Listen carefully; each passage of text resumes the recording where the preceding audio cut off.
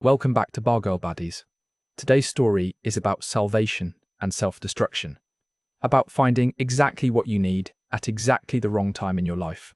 It's about a man named Jake who went to Pattaya running from everything he destroyed back home and found someone who made him believe he could be whole again. Her name was Noi. She wasn't a bar girl. She was a nursing assistant who met him at a convenience store at 3 a.m. and somehow saw something in him worth saving. And Jake, in the way that broken men often do, took that precious gift and smashed it to pieces with his own 2 hands. This is a story about second chances and what happens when we're not ready to receive them. It's about the difference between being saved and saving yourself. And it's about the brutal honesty that comes after we've lost something we didn't know how to keep. Jake is 31 years old, from Brisbane, Australia. By the time he stepped off that plane in Bangkok in early 2023, he'd already lost his marriage, his career, his kids, and most of his self-respect. Pattaya wasn't supposed to be redemption. It was supposed to be oblivion. But sometimes the universe has other plans. Before we get into Jake's story, I want to hear from you. Drop a comment and let me know where you're watching from. Have you ever been given a second chance you didn't know how to hold on to? Have you ever met someone who saw the best in you when you could only see the worst? If this story resonates with you, hit that like button and subscribe, because you're not alone in this. We're all just trying to figure out how to be better than we were yesterday. Now let's hear from Jake himself. This is his story, in his own words. I'm not really sure how to start this, so I'll just say it straight. My name's Jake, I'm from Brisbane, and 3 years ago I had everything a bloke could want. Good job, nice house in the suburbs, a wife, 2 kids, mates I'd known since high school. I was a construction manager pulling in 6 figures, driving a decent ute, coaching my son's footy team on weekends.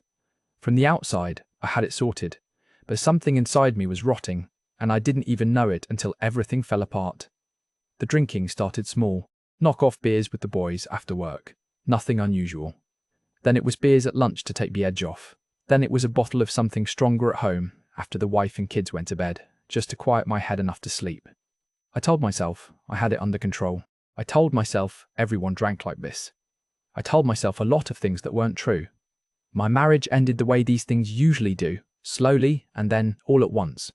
My wife Sarah could see what I couldn't or wouldn't admit. The fights got worse. I started sleeping on the couch more nights than not. She asked me to get help. I told her she was overreacting. She filed for divorce in 2020, and I barely fought it because deep down, I knew she was right to leave. The custody arrangement gutted me. Every second weekend with my kids, and even that felt like charity. My daughter Mia was 8, my son Cooper was 6, and the way they looked at me during those visits, like they were trying to figure out what happened to their dad, that look haunted me more than anything Sarah ever said. Work fell apart next. When you're drinking to function and functioning to drink, eventually something gives.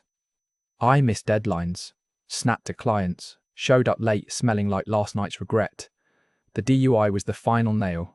Lost my license, lost the job 2 weeks later when I couldn't get to sites. Lost a house not long after that because the mortgage doesn't care about your sob story. By the end of 2022, I was 30 years old living in a 1-bedroom flat in an area of Brisbane I'd never wanted to visit, let alone inhabit. The place smelled like cigarettes, even though the landlord swore it was non-smoking. The walls were thin enough that I could hear my neighbours fighting, fucking, living their lives while I sat on a couch I bought off Facebook Marketplace, scrolling through photos of a family that didn't want me anymore. My kids stopped answering when I called. Sarah said I was making it harder on them, that maybe I should sort myself out before trying to be in their lives. My mates drifted away, the way mates do when you become too much work, when every conversation is heavy, when you're always the drunkest one at the pub. I didn't blame them. I wouldn't want to be around me either. I spent a lot of time on YouTube during those months. The algorithm knows when you're desperate. It started showing me videos about Thailand, about starting over, about how far your dollar goes in Southeast Asia. I watched videos of middle-aged blokes talking about their retirements in Pattaya, Phuket, Chiang Mai. I watched travel vlogs showing pristine beaches and night markets and smiling Thai women. I watched expat channels explaining visa runs and cost of living breakdowns. The comment sections were full of men like me, or man I was becoming. Divorced, broke, tired, looking for an escape hatch from lives that had become unbearable. They talked about Thailand like it was salvation, like crossing the equator would somehow make them different people. Part of me knew it was bullshit, but a bigger part of me didn't care. I had maybe $15,000 left from selling off everything I owned. It wasn't enough to rebuild a life in Australia, but it was enough to run away for a while. I told myself I just needed a break, 3 months to clear my head, to figure out my next move. I told myself I'd come back ready to fight for my kids, ready to be the man I used to be. I booked a one-way ticket to Bangkok in January 2023 and didn't tell anyone except Sarah, and only because the custody agreement required it. She didn't try to stop me. She just said she hoped I found whatever I was looking for. The way she said it, I knew she didn't think I would. The flight was 15 hours of thinking too much and sleeping too little. I drank the tiny bottles of wine they gave me and watched movies I won't remember. When we descended into Suvarnabhumi Airport and I saw Bangkok sprawling below, all concrete and green and chaos, something in my chest tightened. This was really happening. I was really doing this. Stepping out of the airport was like walking into a wall of wet heat. It was 32 degrees and humid enough to swim through. The taxi line was chaos, touts yelling in broken English, the smell of exhaust and something cooking in tropical flowers all mixed together. I got in a cab and watched the city slide past the window, trying to feel something other than numb. Bangkok was overwhelming in a way I wasn't prepared for. The traffic, the noise, the sheer density of humanity. I checked into a budget hotel in Sukhumvit and spent the first night just walking around, getting lost, eating street food from carts because it was cheap and available. Everything felt surreal, like I was watching someone else's life through a screen. I spent a week in Bangkok drinking alone in tourist bars, watching other men my age laughing with Thai women young enough to be their daughters. I wondered what they had that I didn't. Money, probably. Confidence, maybe. The ability to pretend this was all fine, definitely. I couldn't shake the feeling that I was play-acting at escape, that no matter how far I flew, I was still just me, still broken, still lost. Someone at a hostel told me about Pattaya, said it was where blokes went to forget, where everything was easy and cheap and available. Said Bangkok was too big, too impersonal, but Pattaya was built for men like us. The way he said it made my skin crawl, but I caught a bus south anyway. The bus ride took about 2 hours through industrial sprawl and then sudden bursts of green. I watched rice paddies give way to highways, give way to the glittering coast. When we pulled into Pattaya, it was late afternoon and the sun was doing that golden thing it does before it sets. The city looked almost beautiful from a distance. Up close, it was something else entirely. I checked into a hotel near Soi 6, nothing fancy, just a room with a bed and aircon that rattled like it was dying. That first night, I walked Walking Street and felt like I'd stepped into some kind of fever dream. Music blasting from every bar, neon everywhere, girls in bikinis dancing on poles, men stumbling drunk at 7 p.m, the smell of beer and seafood and desperation. I bought a beer from a 7-Eleven and just walked, trying to process it all. Ladyboys called out to me, tuk-tuk drivers offered me drugs and women and tours, someone tried to sell me a suit. It was overwhelming and sleazy and honest, in a way that almost felt refreshing. Nobody was pretending to be anything other than what they were. Transactions, services. Escape for sale. I fell into a routine over the next few weeks. Mornings I'd walk to the beach, find a spot, watch the water and the parasailers and the jet skis. The beach wasn't beautiful like the travel videos promised. It was crowded, and the water was murky and there was trash in the sand. But there was something about the endlessness of the ocean that felt right. Like maybe I could disappear into it if I stared long enough. Afternoons I'd find a bar, always the same one. A small open-air place off the main strip where the beer was cold and cheap, and the bartender stopped asking my name after the third day. I'd sit there for hours, reading books on my phone, watching football matches on the TV, existing in that comfortable space between sober and drunk, where nothing hurt too much. Evenings I'd wander. Sometimes I'd go to the go-go bars, nurse an overpriced drink, watch the dancers without really seeing them. Sometimes I'd find a restaurant and eat alone. Sometimes I'd just walk until my feet hurt and then take a motorcycle taxi back to my hotel. I was lonely in a way that felt almost peaceful. Nobody knew me. Nobody expected anything. I was just another Farang in a sea of lost men. The strange thing was, I started to feel almost comfortable. The heat, the chaos, the anonymity. The bartenders at my regular spot knew my drink. There was a woman who ran a pad krap house stall near my hotel who'd smile when she saw me coming and start cooking before I even ordered. Her food tasted like my mum's cooking used to make me feel. Back when I was a kid and the world was simple and safe. 3 weeks in, I met Noi, and everything changed.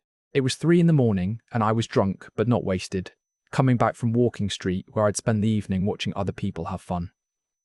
I stopped at a 7-Eleven to buy cigarettes, American Spirits, because they reminded me of home, even though they cost twice as much here. I stood in front of the cigarette display trying to remember which ones I wanted, my brain moving slower than it should. Someone behind me spoke. "Excuse me, you okay?" I turned, and there she was. Small, maybe 5'2", wearing light blue scrubs that looked rumpled from a long shift. Her hair was pulled back in a messy bun, no makeup, tired eyes that still somehow looked kind. She was smiling at me like I was a puzzle she was trying to solve. "Yeah, I'm fine," I said. "Just can't remember which bloody cigarettes I smoke." She laughed. "American Spirit, yellow box. I see you buy before." That stopped me. "You've seen me before. I work at clinic near here. Come this 7-Eleven every night after shift. You always buy same cigarette, same Chang beer, sometimes the pork bun." I felt embarrassed suddenly, like I'd been caught at something. Didn't know I was so predictable. "Everyone predictable in Pattaya," she said. "That's why people come here. Want to be predictable somewhere new." She paid for her stuff, some instant noodles and a sports drink, and I paid for mine. We walked out together into the humid night. The streets were quiet. That strange dead zone between nightlife winding down and morning starting up. "You just finished work?" I asked. "Yeah, 12-hour shift. I'm nurse assistant at private clinic. Rich people, medical tourism, that kind of thing. Rough hours." She shrugged. "Pay the bills. You tourist?" "Something like that." "Running away?" The directness caught me off guard. I laughed, surprised by my own honesty. "Yeah, I guess I am." "Most Farang in Pattaya running away," she said. "Some running from wife, some from job, some from themselves. That one hardest." "Which one you think I am?" "All three, probably." We stood there outside the 7-Eleven, and I don't know why, but I started talking. Told her about Brisbane, about my kids, about the divorce and the drinking and waking up one day, realizing I'd burned my entire life down. She didn't interrupt, didn't judge, just listened with this calm focus that made me feel like maybe my story mattered. When I finished, she said, "You know what your problem is?" "What?" "You think running away is same as starting over. But you can't start over if you bring all your shit with you." I laughed because it was true, and because I liked that she didn't bullshit me. We exchanged line contacts. Her name was Noi, she was 28, from a province called Bargirl that I'd never heard of. She asked where I was staying, and I told her. She said her apartment was nearby. I should sleep, she said. But was nice talking to someone real for once. "You too," I said. She walked away, and I watched her go, this small woman in wrinkled scrubs who'd just seen straight through me like I was made of glass. I didn't think she'd message. Why would she? I was just another drunk Farang with a sob story, and she probably heard a dozen versions every week. But the next day, my phone buzzed. It was her. Just a simple message. "You alive today?" I smiled at my phone like an idiot. "Barely," I wrote back. "That's good enough," she replied. "That's how we start." Noi messaged me every day after that. Nothing heavy, nothing demanding. Just small check-ins that made me feel like someone in the world gave a shit whether I woke up or not. She'd send me photos of her lunch, complain about difficult patients, ask how I slept. It was normal, in a way nothing had been normal for months. We started meeting up when her schedule allowed. Coffee during her afternoon breaks at a small shop near the clinic where she worked. She'd show up still in her scrubs, hair pulled back, looking exhausted but smiling when she saw me. We'd talk about everything and nothing. She told me about growing up in Isan, about rice fields and buffalo and poverty that Westerners couldn't really understand. About being the eldest daughter and what that meant in Thai culture, the weight of responsibility that came with it. I told her about Australia, about my kids and how much I missed them, about the man I used to be before I pissed it all away. She never made me feel pathetic for it. She'd just nod and say things like, "Past is past, Jake. Only today matters. Only what you do now." Our first proper date was at a night market on the outskirts of Pattaya, nowhere near the tourist areas. She picked me up on the back of her little Honda Wave motorbike, and we rode through streets I didn't know existed, past local shops and schools and temples, into a Pattaya that had nothing to do with Walking Street or beer bars or any of it. The market was full of Thai families, kids running around, old women selling grilled meat on sticks, the air thick with smoke and spices. Noi walked me through it like a tour guide, explaining what everything was, making me try foods I couldn't pronounce. Somtam that made my eyes water, grilled fish that she ate with her hands, mango sticky rice that tasted like happiness. She knew the vendors, joked with them in rapid Thai that I couldn't follow, and they'd look at me with curious smiles like they were trying to figure out what this Farang was doing with their Noi.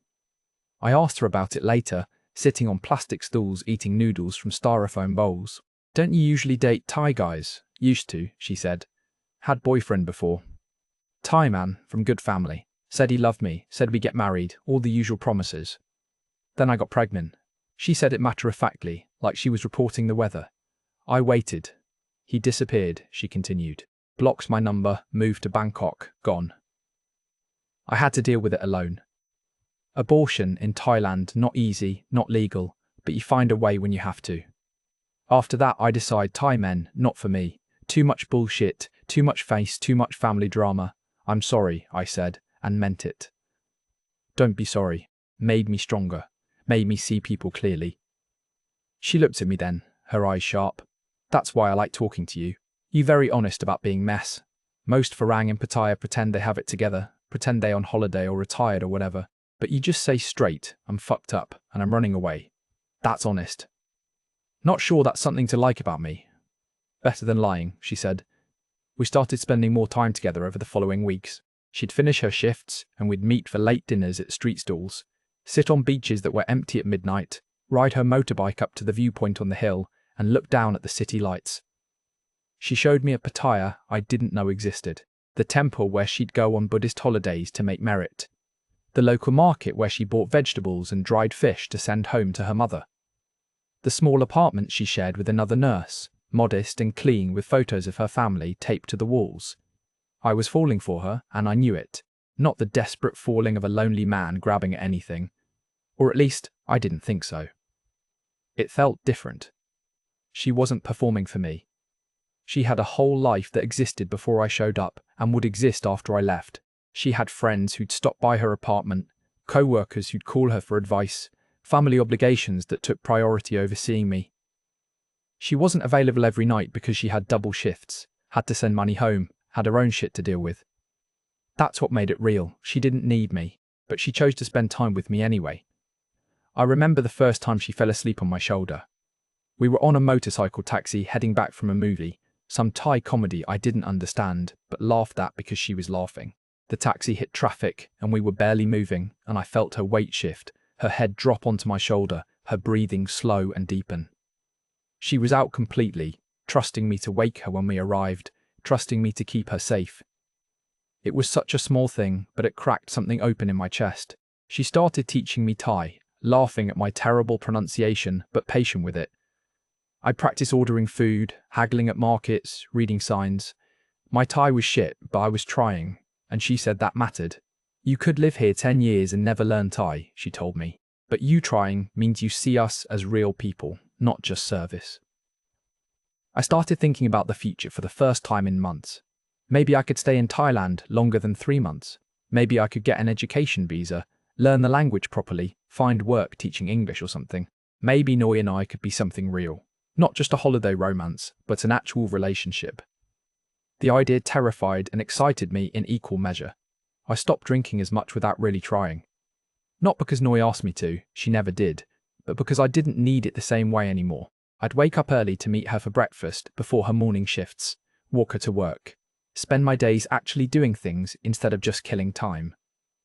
I started going to the gym, reading books, video calling my kids when they'd answer. Mia and Cooper could hear the difference in my voice, I think. I sounded more present, more alive. Sarah even mentioned it once, said I seemed better, asked if I was actually getting help or just pretending again. I told her about Noi, about Thailand, about feeling like maybe I could be okay. She didn't sound convinced, but she didn't sound angry either. Just tired, just hopeful that maybe I'd finally get my shit together. Noi told me more about her life as we got closer. About her father who died from diabetes complications because they couldn't afford proper treatment. About her mother who still lived in their village, getting older, needing more help. About her younger brother who was smart, really smart, but the local school was shit, and if he wanted a real education, He'd need to go to a better school in the city, and that cost money they didn't have. I started to understand the math of her life. She made about 15,000 baht a month at the clinic, maybe 500 Australian dollars. She paid 4,000 for her half of the rent, couple thousand for food and transport, and sent at least 8,000 home to her mother. That left almost nothing for herself. She wore the same rotation of clothes. Her phone was cracked and old. She never bought anything unnecessary. When her motorbike broke down, she didn't ask me for help.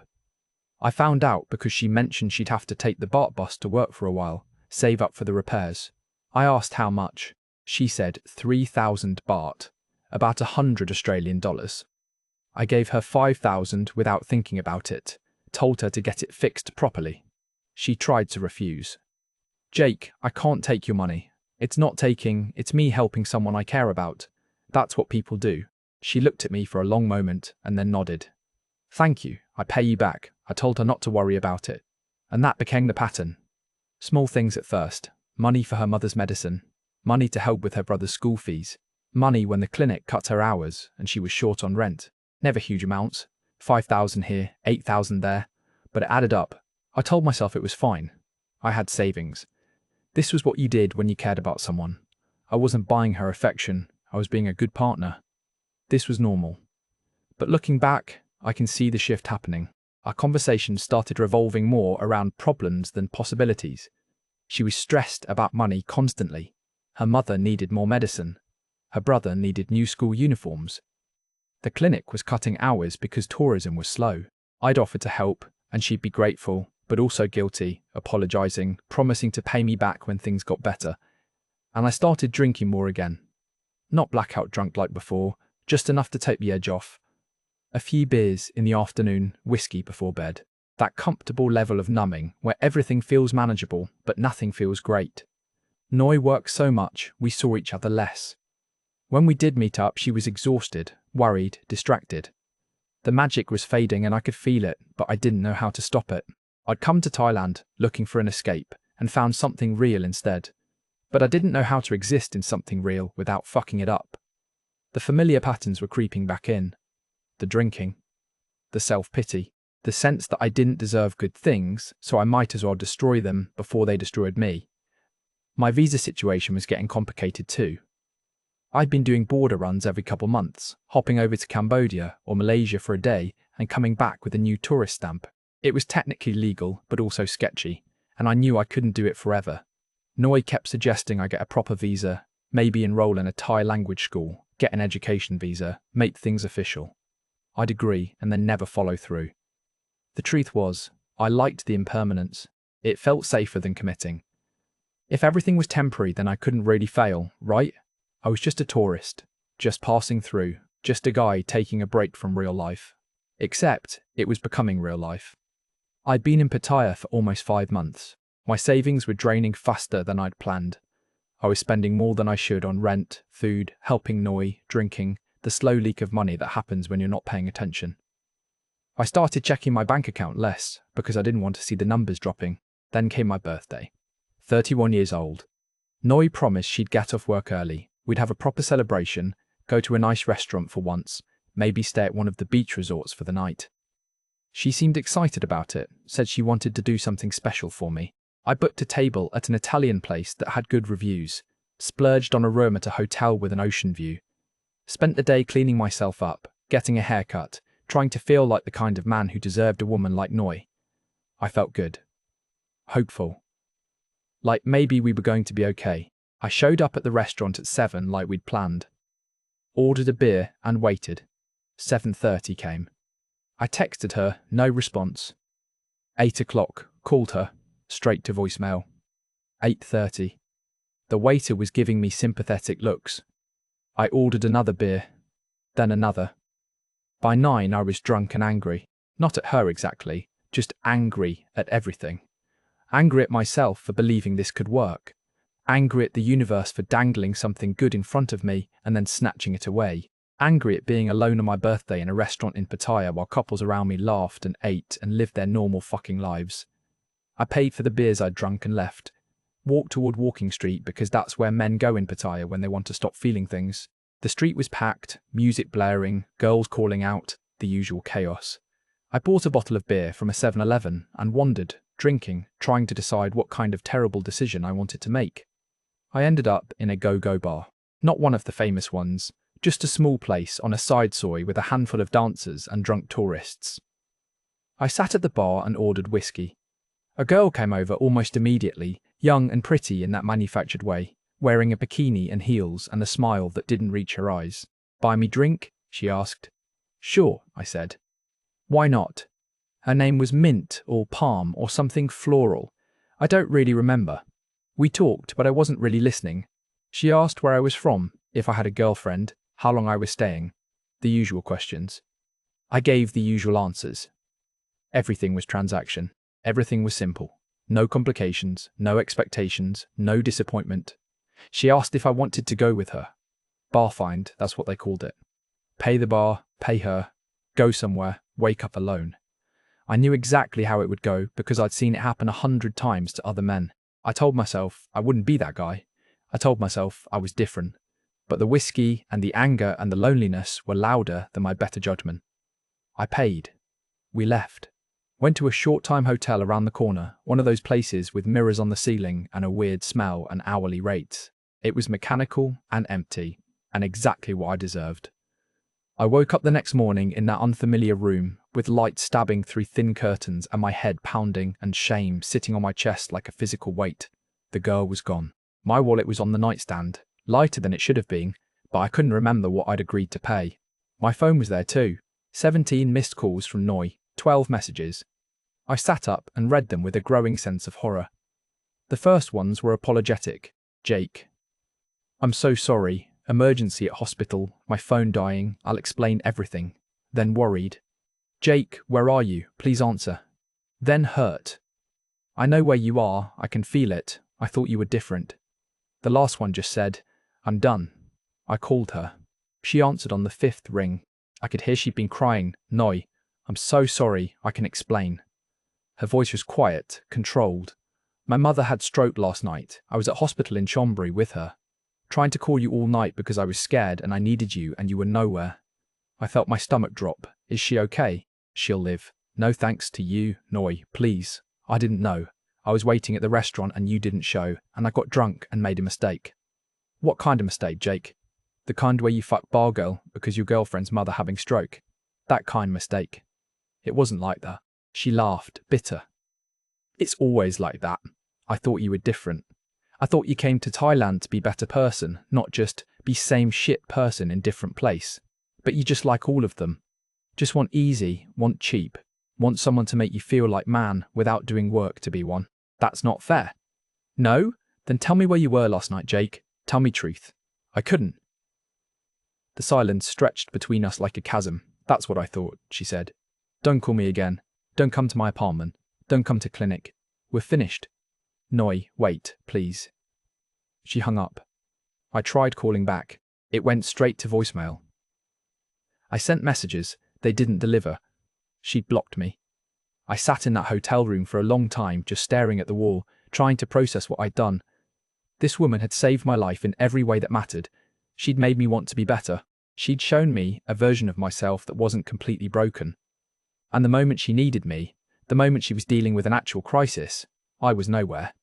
Worse than nowhere. I was in a short-time hotel with a girl whose name I couldn't remember, proving every terrible thing anyone had ever thought about foreign men in Thailand.